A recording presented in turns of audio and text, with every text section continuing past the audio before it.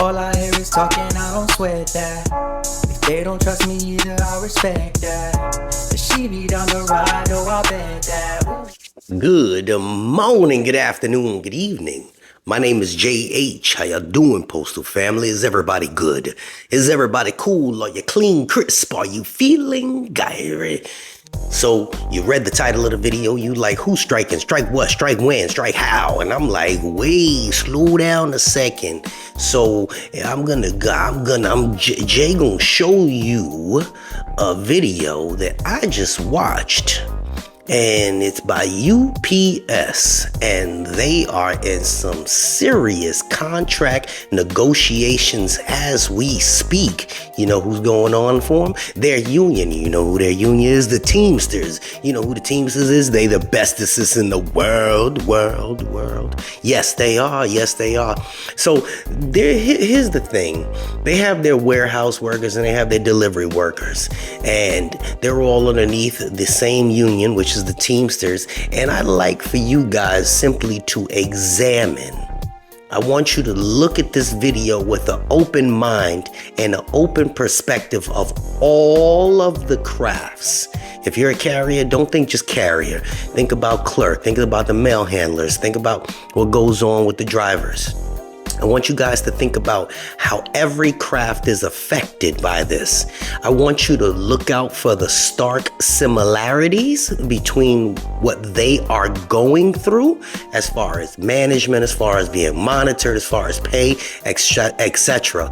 The poor working environment. It's almost, and the differences though, the differences, and don't get angry, but you will clearly see the difference on how they go through their approach on getting what it is that they deserve. Remember that word, deserve?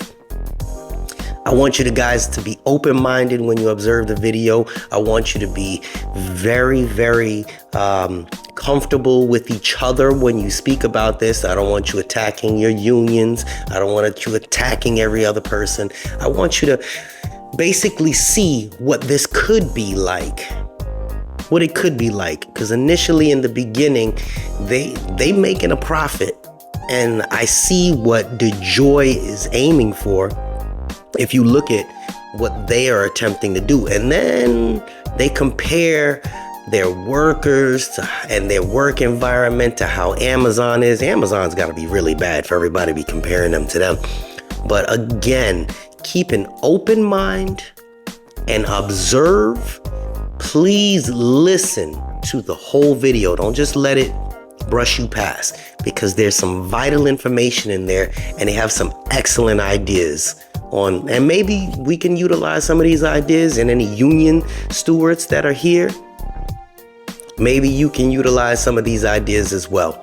And we'll talk about it as soon as it's done. Expensive to order something online or to send a package, you're not going crazy.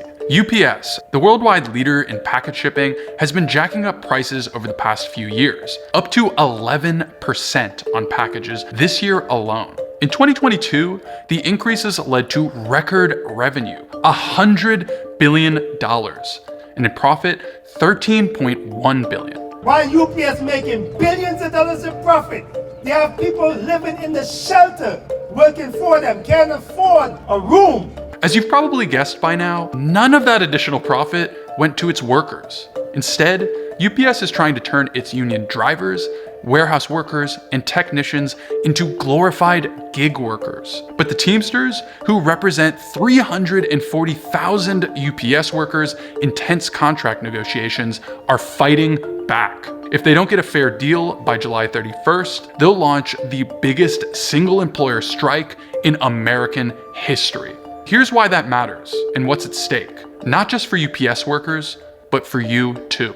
Who are we? Teamsters! Who have the power? We have the power. To understand what's happening right now, it's crucial to know how the situation got this urgent. For decades and decades, working at UPS was a good job that provided a comfortable middle-class life, and it was the union that made that possible. Feeling the heat of the rising labor movement, UPS founder Jim Casey got desperate and preemptively invited the Teamsters to organize UPS workers in 1919. Teamsters leadership had its ups and downs over the years, but the local rank and file always went hard, and they had to. It took threats of a statewide strike in Kentucky to get UPS to simply back off making workers wear bow ties on the job. And the job always meant good pay, healthcare, a pension, and stability. That began to shift in 1982, when UPS began instituting a two-tier pay system that forced part-time workers to take a serious pay cut. The same thing was happening across the country, and between deregulation, corporate consolidation, and trickle-down economics, the conditions continued to decline. In 1991, the Teamsters elected a new reformer president named Ron Carey. And in 1997, he led 185,000 unionized UPS workers out on a massive strike. The strike cost UPS tens of millions of dollars every single day. And after 15 days, the company tapped out. With the public on their side, the Teamsters won big raises for everyone and got 20,000 part-time jobs turned into 10,000 full-time jobs. New conservative leadership unfortunately failed to hold on to many of those wins, and in 2018 agreed to another two-tier pay system that workers absolutely hate. That was the final straw. In 2021, Teamsters rank and file elected an aggressive new president named Sean O'Brien. And they always ask us when we're doing media, do you want to strike UPS? I said, you should ask UPS that question because they are going to be responsible if a strike happens. Now, they're looking to win a new contract that reflects their worth and gets workers across the country back on track in the war against corporate greed. We make their profits. All of them sit there, they tell us what to do, they tell us how to run their business, but we do the work. And all we're saying is it's our time. Now, one employee did get a nice payday last year. CEO Carol Tomei took home $19 million. Shareholders did well too, as UPS dropped $3.5 billion on stock buybacks. The Teamsters have a much different proposal for how all that money is spent. It's got more than a dozen points, which we'll group together in 4 different, packages. In package number 1, working conditions. Workers want management to stop harassing them, stop monitoring their every move with driver-facing cameras up in their faces, put some air conditioning in the trucks, and quit it with the forced overtime for starters. No more 14-hour days, 6 days a week. And in package number 2, and this is the big one, is the end of two-tier. They want equal pay for equal work. Right now, some of the drivers get full-time pay and weekends off, while a whole generation of new drivers, known as 22-4s internally at UPS, get screwed. Drivers are divided into 2. They do the same job, but some of them are under that new contract, and the other ones are regular drivers. And the difference is I believe, even $10 the hour difference. I mean, there's no difference at all. That's what's unfair about it. The fact that 22.4 drivers are doing the same exact job. In fact, we're actually working much more, out there longer hours, delivering higher volumes for such a less pay. I have to be here from 4:30 to 8:30 in the morning. I have to come in, then I go home. I try to get as much sleep as I can get before I come in the next time, which is 4:30 to 8:30 p.m. that same day, and then go home and get some sleep again. I can tell you that I'm extremely exhausted. Every part of my body is hurting right now. Just the only reason why I come to work is because I need money, Now, UPS wants all full-timers to work brutal schedules with no real weekend. It also wants to hire more part-timers, which brings us to UPS's dirty secret. The company likes to boast about high wages, but only a small percentage of workers receive it. 60% of its workers are part-time, often making barely above minimum wage. The starting pay for part-timers has been stagnant for a long time. We work in the dawn of the morning, and we work, it's physically challenging. From about 4 o'clock, we are subjected to a rigorous undertaking. We guarantee 3.5 hours. Within that time, we do 8 hours worth of work. So that's package number 3, better pay for part-timers, and to turn these jobs into full-time. In essence, UPS's goal is to be a lot more like Amazon, treating workers like disposable widgets, which is how they already view your packages. How they treat the packages, they don't care. As long as you get the deliveries done, that's all that matters to them. Numbers, that's all that matters to them. UPS is miles apart from getting it right now. The company wants fewer full-time workers and more part-timers. In fact, they want workers that aren't Teamsters at all. Uber and Lyft-esque gig workers that deliver packages out of their own cars. And that's package number 4. No subcontracting, and no gig workers taking union drivers' work. Baseline, keep UPS a union workforce. Guaranteed schedules and fair pay. Respect workers. The clock is ticking on negotiations. On one side are the workers and consumers.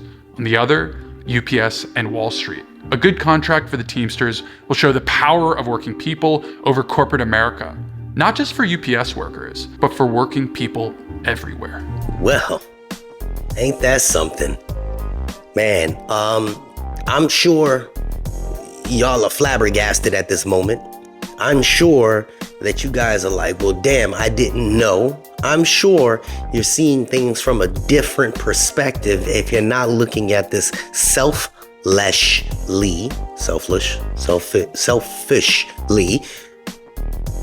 looking at it selflessly and see what it is that we might need to do, how we might be able to get some of the changes that we need.